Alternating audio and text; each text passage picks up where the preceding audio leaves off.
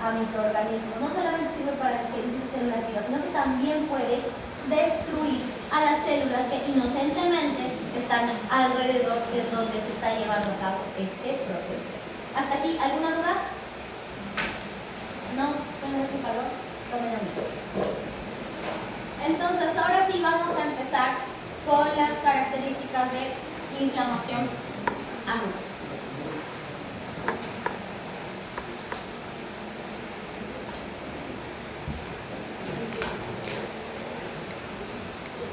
Habíamos dicho que la inflamación aguda es la que inicia minutos y durante las primeras horas de cuando ya el cuerpo ha reconocido algo como externo. Entonces, van a haber una serie de procesos que van a ir ocurriendo para que se concrete este proceso de el reclutamiento de la inflamación aguda.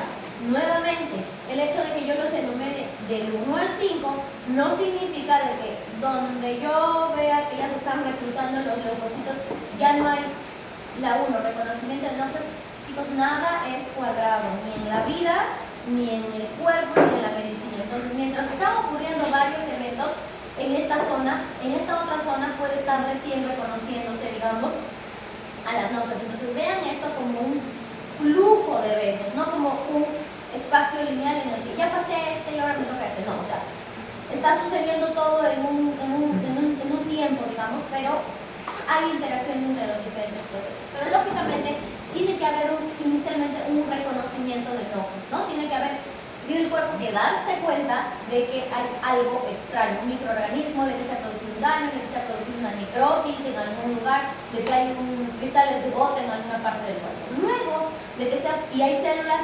especializadas en reconocer estos elementos, lo vamos a ver luego. Luego de eso, cuando ya se ha identificado al agente que causa el daño, sucede un reclutamiento de los leucocitos y de moléculas inflamatorias. Les dije que todo esto está dentro de los vasos sanguíneos. Entonces, el reclutamiento quiere decir movilizar toda esa batería inflamatoria y llevarla hacia donde está la noxa. No sé, en el dedo gordo del pie se han depositado cristales de colesterol. Entonces, toda la circulación va a trabajar en mover neutrófilos y medidores inflamatorios hasta el dedo gordo del pie. Una cosa así, ¿ya? Y luego de eso lo que va a ocurrir es que una vez llegados los elementos inflamatorios, los primeros en llegar ya hemos dicho que son los neutrófilos, también los monocitos. Estas células son células fagocitarias. Su función es ir y comer lo que no está bien. ¿Y qué van a comer? Microorganismos, van a intentar ingerir y digerir elementos extraños, sí, pues, elementos extraños y también células muertas. Una vez que han digerido, han removido a todos los elementos que han desencadenado este proceso inflamatorio, la inflamación tiene que autorregularse, porque si no, este es un proceso que puede provocar hasta un sistema de respuesta inflamatoria sistémica y con todo lo que significa mover tantos mediadores químicos, ¿no? Tiene que autorregularse, tiene que decirle, ya, monstruo, ya te comiste todo. Y finalmente, hay que reparar los tejidos. Donde estuvo el tejido necrótico y vinieron las células y digirieron todo, hay que poner un tejido nuevo. Y eso significa poner fibroblastos, empezar la proliferación de estos y rellenar ese hueco de células muertas con un tejido que lógicamente no es el mismo ni de la misma calidad de las originales, pero ahí vamos intentando tapar el tejido que estaba faltando, ¿no? Entonces este esquema es para mostrarles precisamente lo anterior, y esto estará representando el epitelio de alguna superficie, no sé yo, de la vía aérea del tracto digestivo, ¿no? Por ahí han entrado microbios es muy general, puede haber sido una bacteria o un virus. Y dentro de las células epiteliales, recuerden que los epitelios están dentro de los componentes de la inmunidad innata y cerca de ellos están siempre residiendo o los macrófagos residentes en el pulmón, las células de Cooper, en el pulmón el macrófago alveolar, en el hígado las células de Cooper, qué sé yo. Entonces todas ellas están prestas a encontrar y a cazar todo aquello que es extraño. Una vez que lo encontraron, ¡bingo!, sueltan un campanazo y empiezan a secretar ciertas sustancias que van a empezar a tener acción sobre ¿quiénes? Los otros protagonistas, los vasos sanguíneos. ¿Cómo hace el vaso sanguíneo para que normalmente está trasladando sangre ahora deje escapar? Tiene que aumentar su permeabilidad, tiene que dejar migrar leucocitos todos esos eventos en los que es protagonista el vaso sanguíneo son muy importantes. ¿Por qué?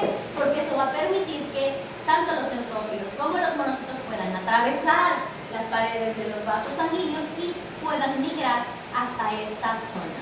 En esta zona, donde ya encuentran a los microbios, a las células muertas, simplemente, para simplificarlo, se los comen. Y una vez que se los han comido, tienen que empezar a rellenar ese tejido. ¿Con quién lo hacen? Con fibroblastos, que empiezan a tejer fibras de colágeno en parte de lo que es la reparación. Nuevamente la imagen, a lo que se les quede la secuencia de eventos, hay un reconocimiento de... ya puse esta a propósito, porque no todo es reconocimiento de microbios. Ya les he dicho, no vayan a tener que hay respuesta inflamatoria solamente cuando hay infección, no cuando te raspas, cuando te quemas y las células se necrosan. También esta lesión, también este corte es identificado por las células que están alrededor, por los centinelas, los macrófagos, los macrófagos residentes, las células dendríticas, lo que tenían aquí, los mastocitos y esto se inicia exactamente de la misma forma el proceso inflamatorio. Pero quería ponerles esta imagen porque ya también en esta imagen nos ejemplifican que es por una herida, un corte, no necesariamente por un microbio. Entonces quiero que separen por completo la inflamación de la infección, porque aunque la infección siempre va a reclutar un proceso inflamatorio, el proceso inflamatorio también puede ser reclutado por otras causas que no sean infecciones. ¿Ya? ¿Hasta ahí estamos? ¿Sí? Ya. Entonces, vamos a empezar viendo quiénes son las células encargadas de reconocer estos centinelas, estos chismositos, que son los primeros en darse cuenta de que hay algo extraño y que hay que comer. Entonces, son los macrófagos residentes. Empiezan a diferenciar que estos macrófagos son diferentes a los macrófagos activados, que luego van a venir como la digievolución de los mastocitos, de los monocitos. No, estos son diferentes. Estos no se producen en la médula ósea, estos vienen desde la etapa embrionaria, desde el saco vitelino, y son células que pueden estar por muchos años durmiendo en los órganos. ¿No? Ya les había dicho los macrófagos alveolares, las células de Cooper, así es. Están también las células dendríticas, están también los mastocitos. ¿Qué tienen de característico estas células? Que van a presentar receptores, tanto en su superficie, tanto en su citoplasma, así como en sus organelas, para reconocer microbios, para reconocer a estas moléculas que conocemos como DAMPs y a otros receptores directos. Para reconocer a los microbios, bacterias, virus, hongos, las células tienen receptores especializados. El modelo más común a estudiar es el Toll-like receptor, ya que son receptores a nivel de las membranas para reconocer microbios de vida extracelular dentro de los endosomas, dentro de las vacuolas, para reconocer aquellos microbios que han sido fagocitados, y también dentro del citoplasma para aquellos que hacen vida intracitoplasmática. Recuerden que las bacterias se quedan fuera, no se meten dentro de la célula. ¿Y cómo los reconocemos? Con receptores a nivel de membrana. Los virus sí se meten dentro de la célula. A esos los podemos reconocer con receptores que estén en el citoplasma. Y hay otras que son como Mycobacterium tuberculosis, que viene el macrófago, se lo come y ahí dentro lo tiene vivo todavía. Pero si pone en juego sus receptores a nivel de los endosomas, o sea, para reconocer lo que no es propio dentro de la vacuola fagocitada. Además, ayudan mucho dentro de estos receptores los epitelios que secretan un montón de que secretan la inmunoglobulina A, por ejemplo. Sobre ellos se secreta la inmunoglobulina A, por ejemplo, y esta también ayuda a reconocer estos microbios. Ahora, cuando ya no hablamos de microbios, hablamos de sensores de daño. Cuando una célula está siendo injuriada, cuando una célula está siendo destruida, ciertos componentes de la célula quedan expuestos hacia el espacio extracelular. Ciertos componentes de la célula que no deberían estar son expuestos, y estos son reconocidos como los DAMPs, ¿no? Moléculas que nos permiten acceder al daño de la célula, y podemos reconocer estas como cuando se encuentra ácido úrico producto de la degradación de las proteínas, fragmentos de DNA roto cuando ya se fragmentan de núcleo también, fragmentos de ATP porque dentro de las células hay toda una batería energética para que estas sigan funcionando, cuando disminuyen las concentraciones intracitoplasmáticas de algunos electrolitos, uno de los más sensibles es el potasio, porque tiene mayor regulación intracitoplasmática y eso. Y finalmente hay receptores directos, fundamentalmente para microorganismos que se encuentran en la superficie y están anclados a ciertas proteínas sanguíneas para activar por una de las vías como una cascada de activación de proteínas que le conocemos como el complemento, que también llama y convoca a un proceso inflamatorio. Entonces, una vez que hemos reconocido de estas múltiples formas a los microorganismos, a las células dañadas, de forma directa a algunos otros microorganismos, viene ya el reclutamiento. Ahora que sé que hay alguien externo, tengo que mandar a alguien a comerse esa cosa externa, ¿no?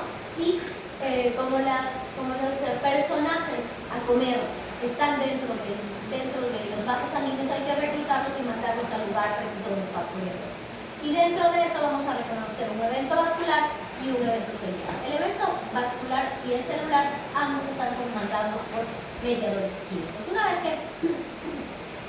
que estos macrófagos, las células dendríticas, los mastocitos dan el pitazo de alarma, empiezan a secretar sustancias como la interleuquina 1, como la histamina, los mastocitos, que van a empezar a tener acción sobre los vasos sanguíneos. ¿Y qué van a promover sobre los vasos sanguíneos? Una serie de cambios. Van a producir vasodilatación, van a producir aumento de la permeabilidad vascular y algunos cambios sobre el endotelio. ¿Para qué? Para permitir que a través de sus paredes salgan agua, células y proteínas.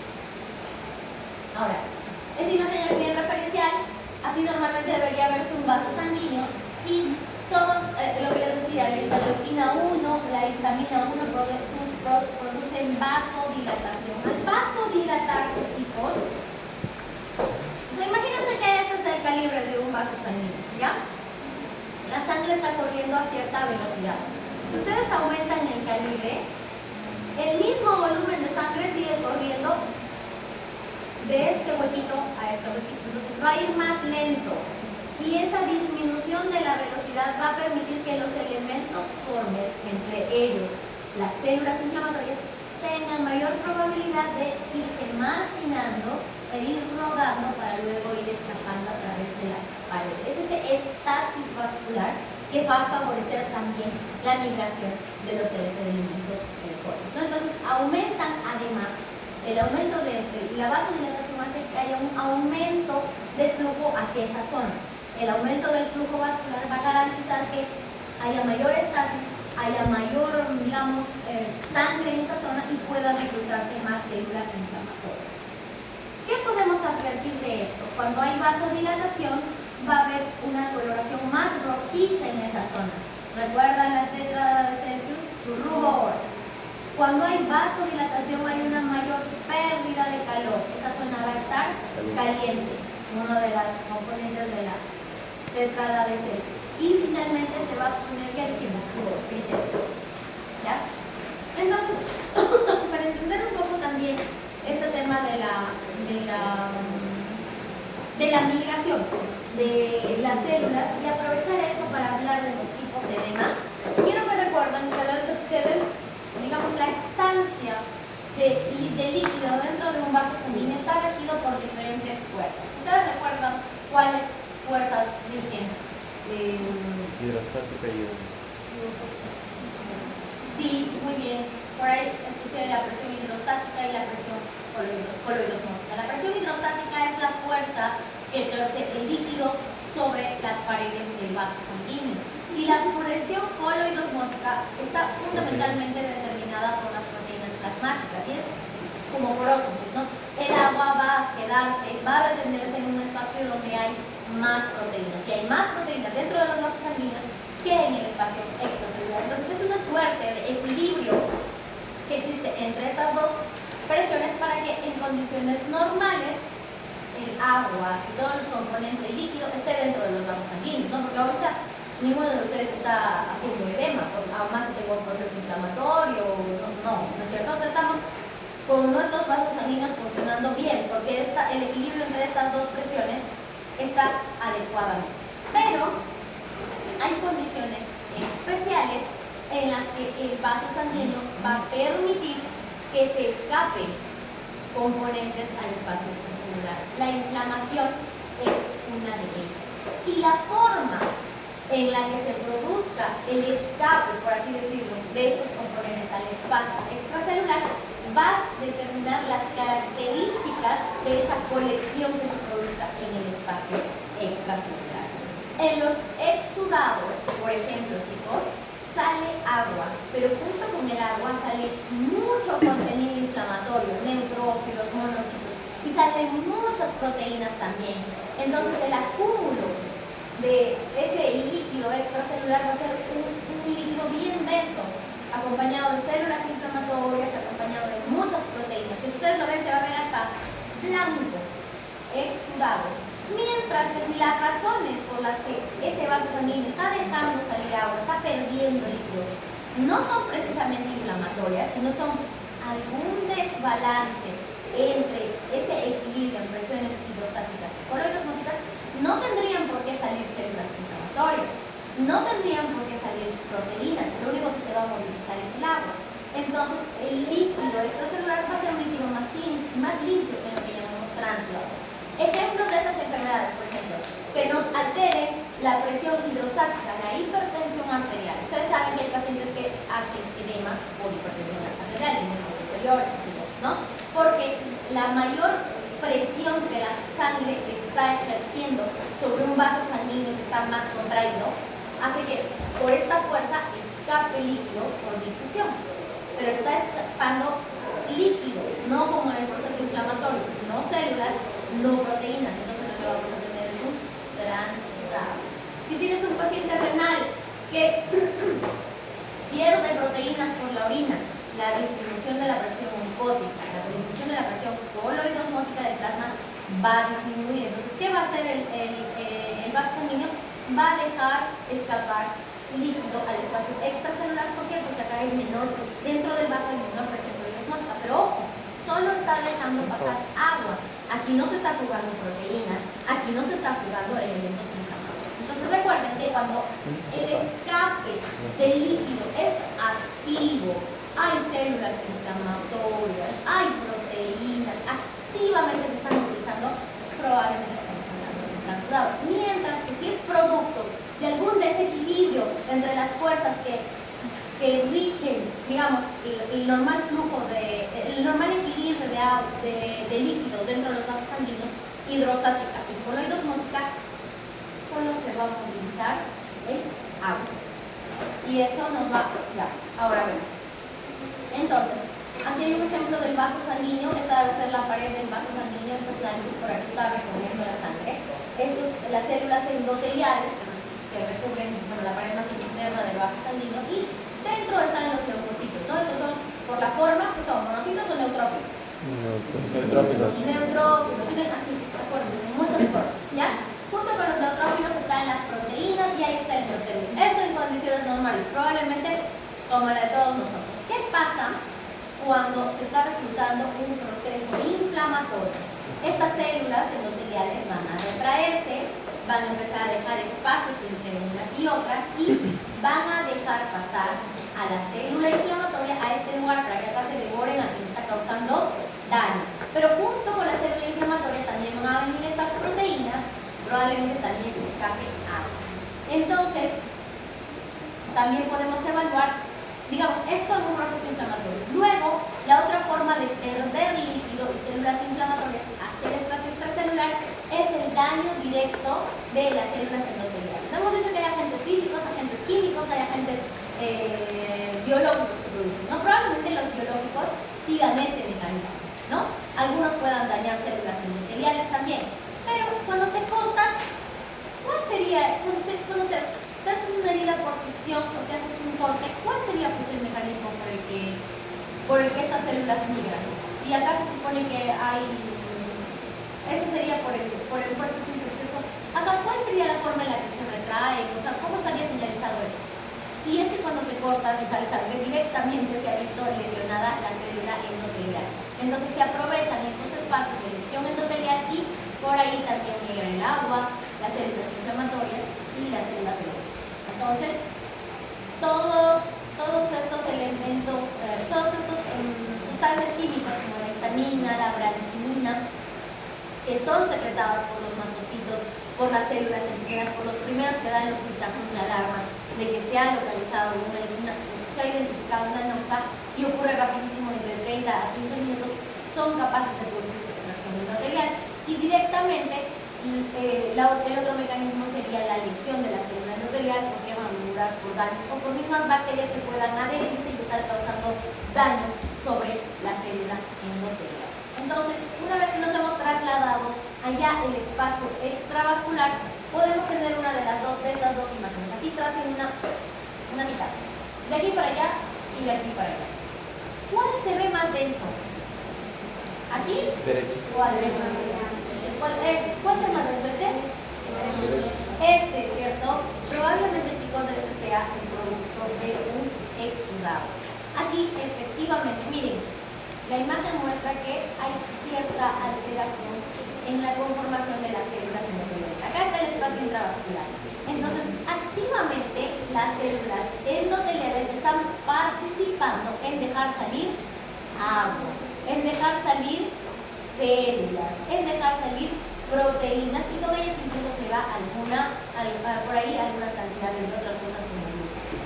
¿Y por qué? Porque estas están siendo reclutadas hacia este lado para eliminar al elemento nocivo. Mientras que este otro lado deja escapar líquido, pero miren, el endotelio está completamente intacto. ¿Y este por qué se produciría? Porque alguna de las fuerzas que dominan las presiones o digamos el equilibrio de los líquidos dentro del espacio intravascular se ha alterado, o porque ha aumentado la presión hidrostática. Recuerden que, por ejemplo, un paciente tiene hipertensión arterial porque ha disminuido la presión oncótica, no sé, un paciente con una desnutrición extrema que no consume proteínas y ustedes los ven gorditos, a los niños con guachorro, ¿no? Los ven gorditos. ¿Por qué? Si no comen, porque no come proteínas, entonces el agua se escapa hacia el espacio extracelular y se ven hasta rechonchitos porque están más desnutridos de lo que ustedes imaginan. Pero ese componente extracelular, ese transudado, es completamente diferente a este que es más activo. En este prácticamente se fuga el agua pasivamente sin intervención del endotelio, mientras que en el exudado el endotelio actúa activamente para dejar salir esos componentes entre las células. ¿Por qué? Porque aquí van a cumplir una función. Su función es destruir a la noxa que está ocasionando el daño. Entonces, ya vemos que el edema es producto de la extravasación del líquido del vaso sanguíneo hacia el espacio extracelular, pero que de acuerdo a sus características fisiopatológicas podemos reconocer, de acuerdo a su composición, si es un transudado, si es un exudado. Ahora, si ese exudado es más seroso cuando ocurre por difusión, o si ese exudado tiene una mayor cantidad de neutrófilos, que ya se va a ver hasta purulento. Entonces, transudado, siempre recuerden a que es más pasivo, no va a tener tantas células inflamatorias, no va a tener proteínas, es prácticamente agua dejada pasar, o porque aumentó la presión hidrostática o porque disminuyó la presión hidrostática. Mientras que el exudado es agua, más células, más proteínas que van a cumplir la misión de exterminar al que está haciendo daño, ¿no? Y dentro del exudado ya podemos ver algunas variantes de si está más diluido, digamos, cuando hay mayor cantidad de agua, o más no sé, más denso si es que hay una mayor cantidad de proteínas y mayor cantidad de células inflamatorias. Esto seguro que lo van a revisar en neumología, por ejemplo, los criterios del aire. Cuando hay una effusión pleural y sacamos agua del espacio pleural, se manda a estudiar cuáles son los componentes de líquido. ¿Por qué? Porque si no encuentran proteína, porque si el LDH no está alto y todo lo demás, es probablemente un líquido que está pasando por alguna causa no inflamatoria, mientras que si en el líquido encuentran proteínas, encuentran el LDH elevado, entre otras características, probablemente sea una causa de respuesta inflamatoria la que está llevando a ese edema acumulado en el espacio pleural. ¿Hasta aquí alguna pregunta, chicos? ¿Estamos claros? ¿Voy más lento? ¿Necesitamos que repita algo?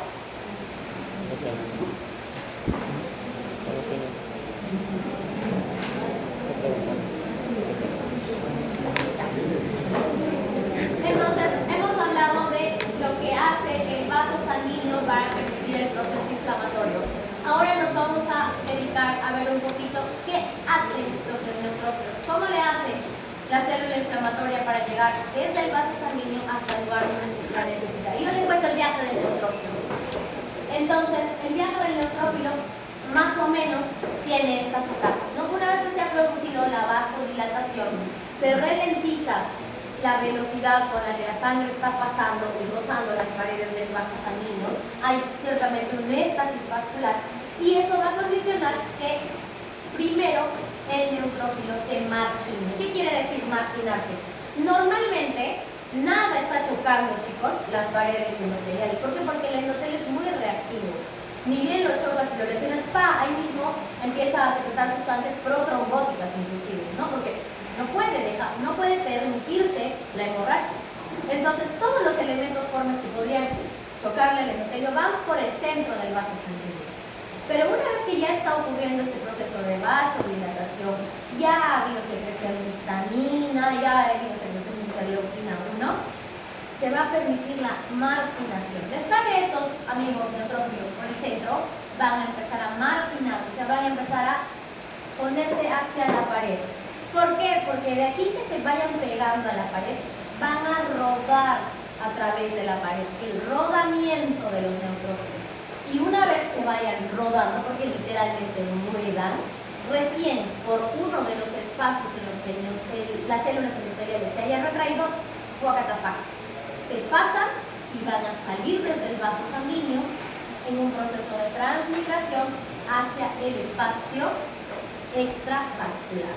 Entonces, esos más o menos son las fases de los eventos que hacen los neutrófilos. Se marginan, ruedan, siguen rodando y luego migran, transmigran a través de los espacios que dejan los neutrófilos o las células endoteliales o inclusive a través de las células endoteliales.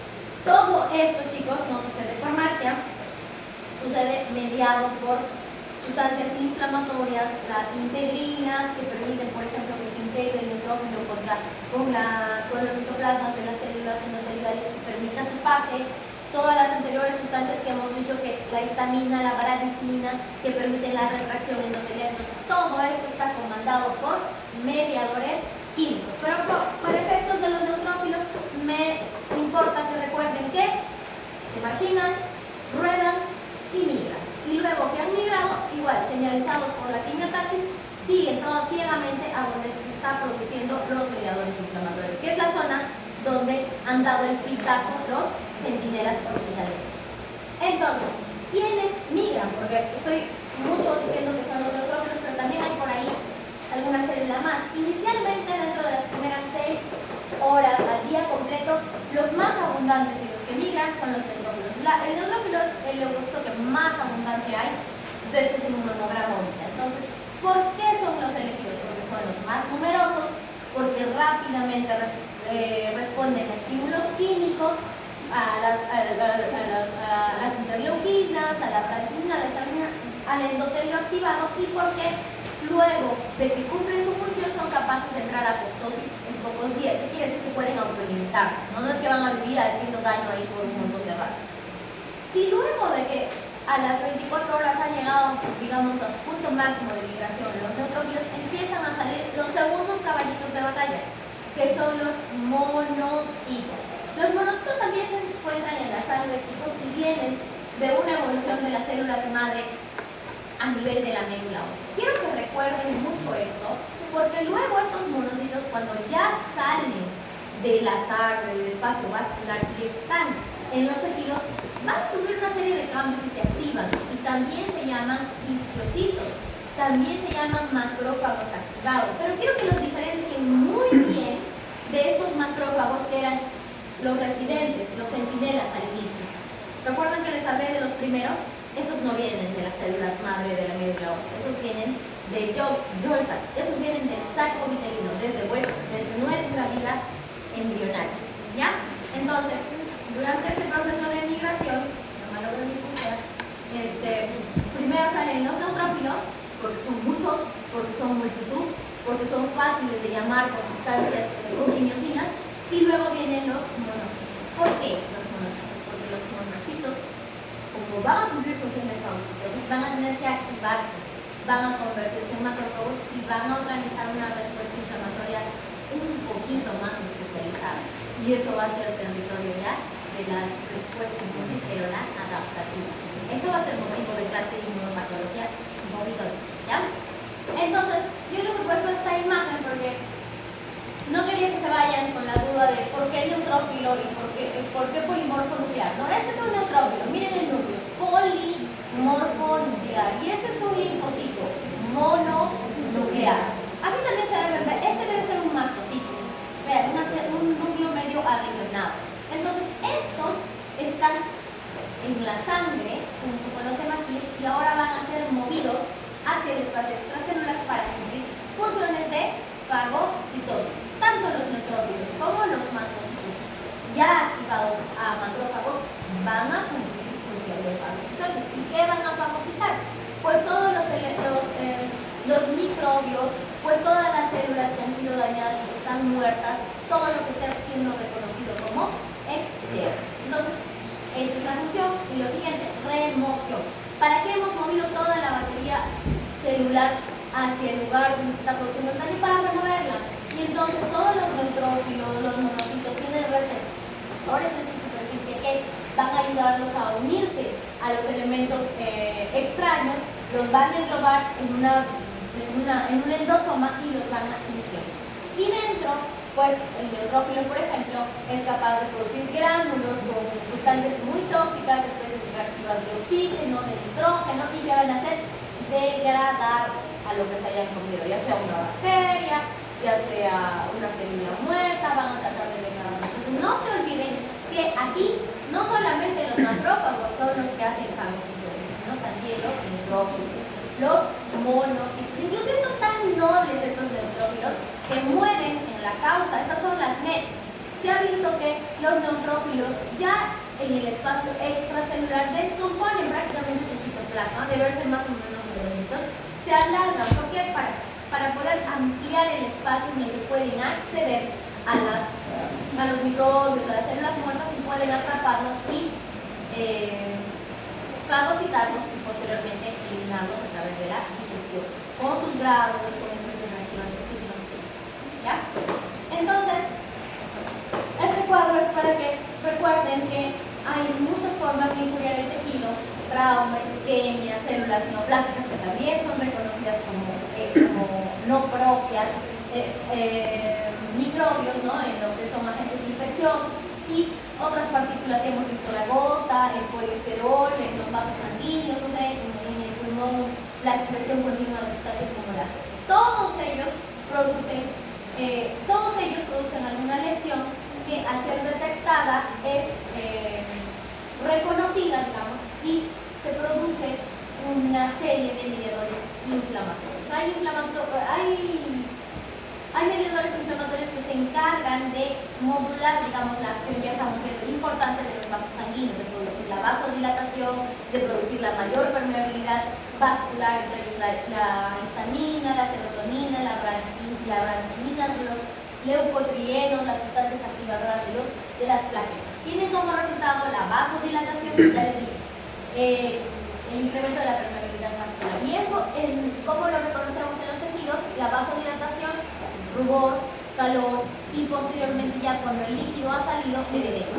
Mientras que, por el otro lado, también se cumple la función de la quimiotaxis. O sea, también va a haber mediadores inflamatorios que van a comandar más bien el otro movimiento, más bien de las células que tienen que migrar.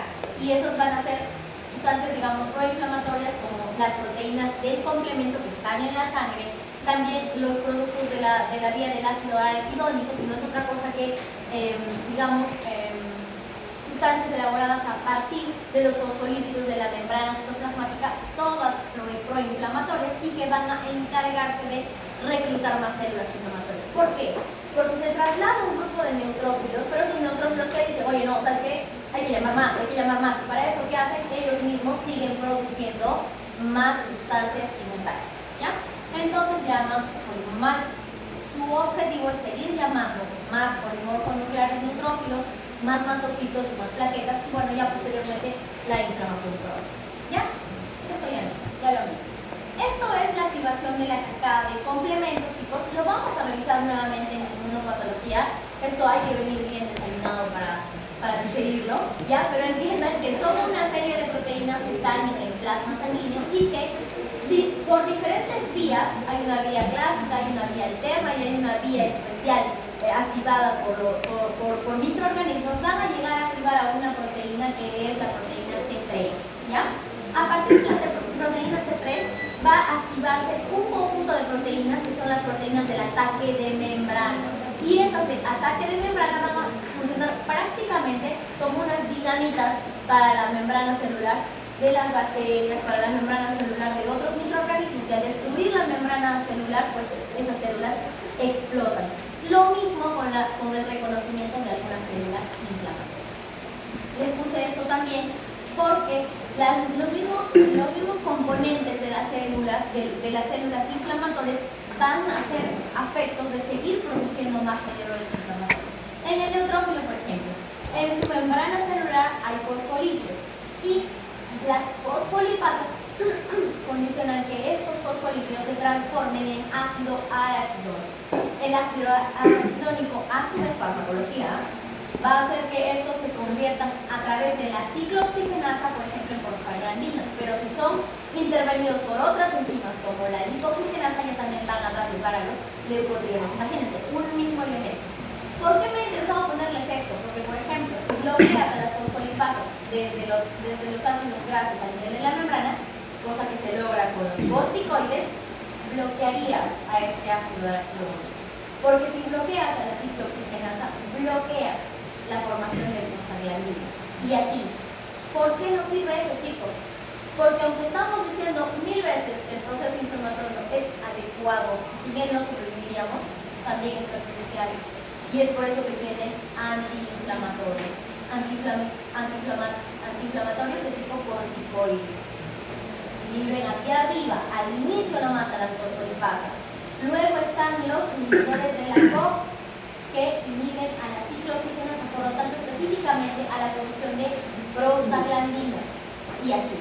Entonces, entre otras cosas, luego, si la vía del ácido araquidónico sigue las vías de lipoxinas, también se produce en sustancias antiinflamatorias. Esto tienen que revisarlo con mucho cuidado para su clase de farmacología, ¿ya? Lo que quiero resumir es que hay una batería de mediadores químicos que siguen retroalimentándose positivamente desde el mismo lugar para seguir fomentando la migración de más células inflamatorias y que activamente puedan terminar con el elemento que ha causado el daño o con las células dañadas que hay que remover, ¿ya? Luego viene la terminación activa. ¿Y cómo sucede eso? Cuando ya se ha eliminado el proceso inflamatorio, pues nuevamente hay un cambio en los metabolitos finales del ácido araquidónico, y les había dicho que a través de las lipoxigenasas más bien se podía determinar que estos se conviertan a lipoxinas, y es eso, las lipoxinas más bien son antiinflamatorias. Cuando ya se han activado los macrófagos, algunos macrófagos por vía alterna ya se activan y producen más bien interleuquina 10 y factor de crecimiento transformador beta, y eso más bien es antiinflamatorio. O sea, ya dicen, ya paren, amigos, ya acá todo está resuelto, es hora de irnos. Y también la disminución del factor de necrosis tumoral. ¿Por qué? Porque si esto no se autolimita, chicos, el proceso inflamatorio va a seguir dañando. Por ejemplo, los neutrófilos producen especies reactivas de oxígeno. ¿Ustedes creen que esto es tóxico solo para la bacteria? No, también para las células vecinas. Entonces, si esto no se autolimita, la inflamación va a seguir dañando a los tejidos que están alrededor. Entonces, una vez que han cumplido su misión, lo ideal y lo maravilloso sería que ya se termine todo. Pero eso no siempre es así, y siempre los tejidos alrededor están sufriendo daño colateral. Es por eso que se han estudiado, se han perfeccionado y ahora ampliamente están siendo comercializados los antiinflamatorios. Hemos terminado un poco con la inflamación aguda y ahora vamos a reconocer, por sus patologías, cómo se ve en los tejidos un poquito de este patrón. Entonces vamos a ver un poco de los cambios vasculares, vamos a ver vasodilatación, lógicamente no vamos a ver transmigración, no vamos a poder ver vía PDF, no estamos en microscopía electrónica, pero vamos a ver con microscopía cómo se ven algunos cambios con microscopía de luz. Vamos a reconocer algunos glóbulos también y edemas. Esta, por ejemplo, es una imagen de una apendicitis saliente. Me encanta porque esta es una imagen que yo tomé, creo que de los primeros meses de cuando ya había terminado la residencia y estaba loca con todo lo que veía. Entonces, este es un vaso sanguíneo a nivel del peritoneo que está alrededor del apéndice y está definitivamente vasodilatado, ha ensanchado su tamaño. Pero si ustedes lo ven, encima está rojísimo, está lleno de hematíes. Lo que quiere decir que esto nos está explicando que cuando hay vasodilatación hay estasis vascular, porque en los cortes que yo les muestro hay muchos vasos sanguíneos que al centro están huecazos, pero como estos hay estasis vascular se ve mucha acumulación de hematíes. Pero si ustedes ven, acá hay un ribete más azulito, acá hay un ribete más azulito. No sé por qué está pasando ahí si los glóbulos rojos son rojos. ¿Qué significa eso? Que aquí hay otras células con núcleos azulitos. ¿Y cuáles son los neutrófilos? ¿Deberían estar acá, marginados? No.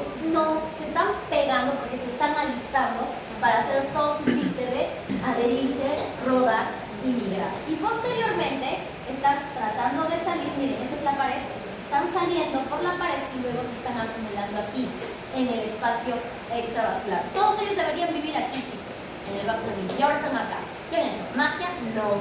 Están siendo reclutados por el proceso inflamatorio. Entonces ya después, esta imagen, estos son fibras musculares cardíacas, algo las ha dañado, probablemente un infarto agudo de miocardio. ¿Y qué están haciendo? Están llegando los neutrófilos. Lamentablemente, estas imágenes podemos verlas entre 4 o 6 horas después de que se ha iniciado esto. Entonces, este no es un marcador, porque a esa hora tú ya no le salvas la vida al paciente, ¿no es cierto? Hay que usar otras cositas más interesantes para encontrarlo más temprano. ¿Ya? Entonces, esta es la migración de neutrófilos en un infarto de miocardio. ¿Están viniendo a comerse alguna bacteria, algún virus? No. ¿Qué están viniendo?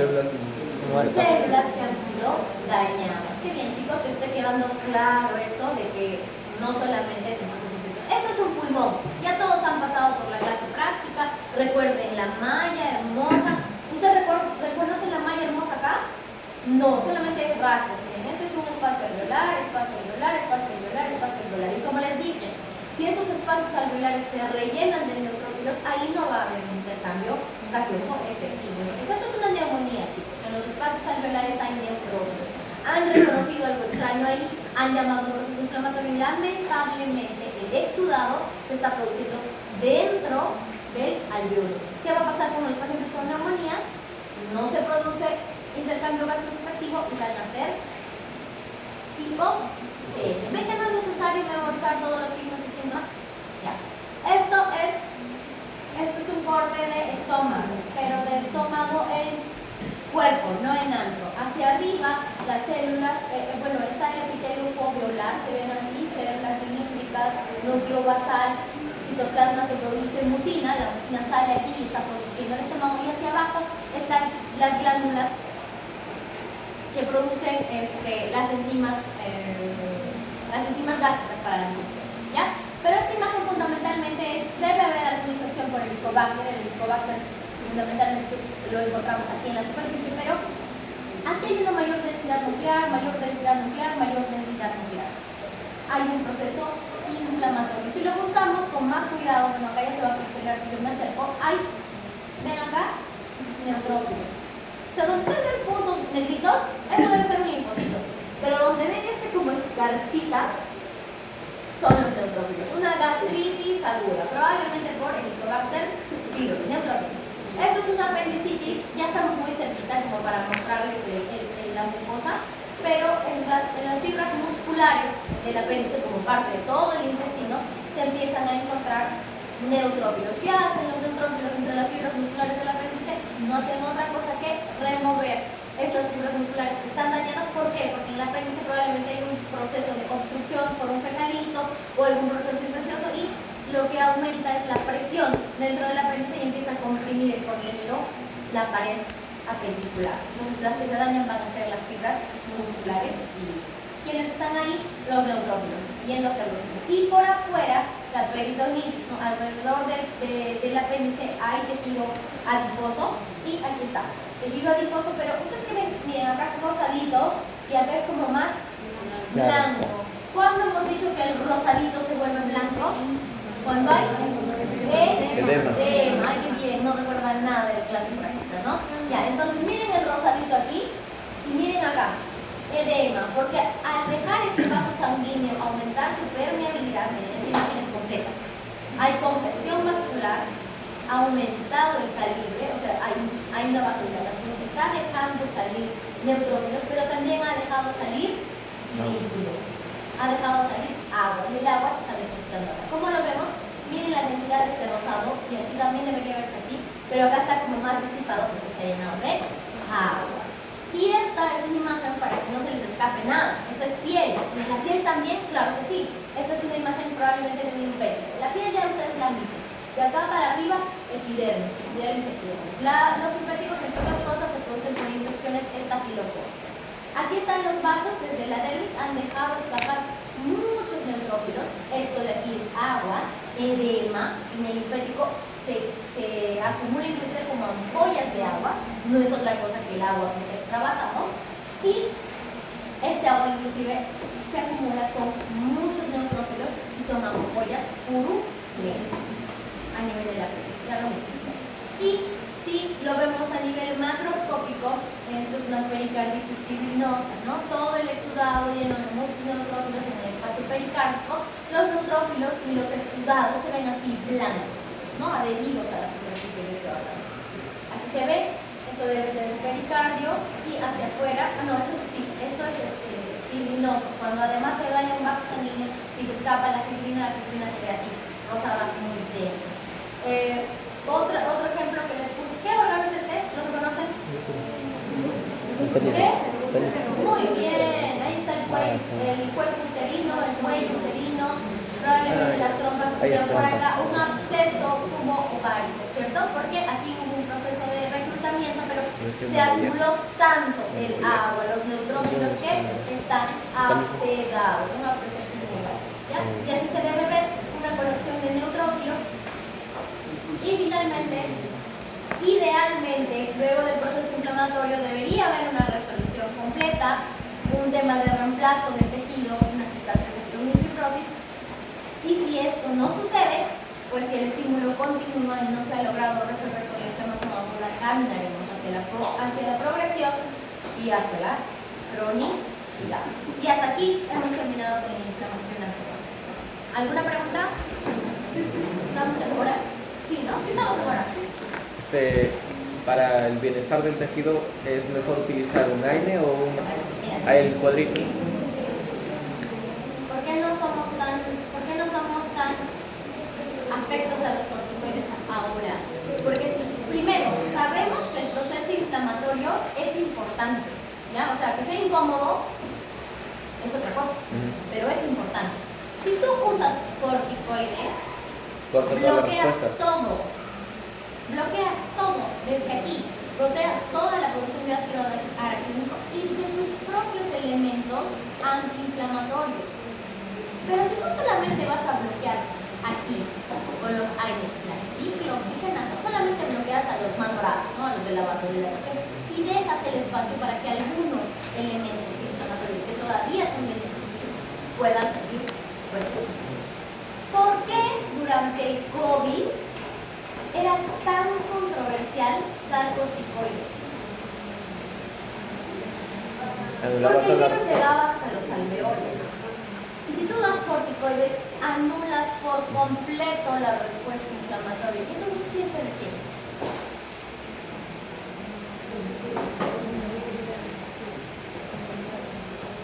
Inflamación crónica.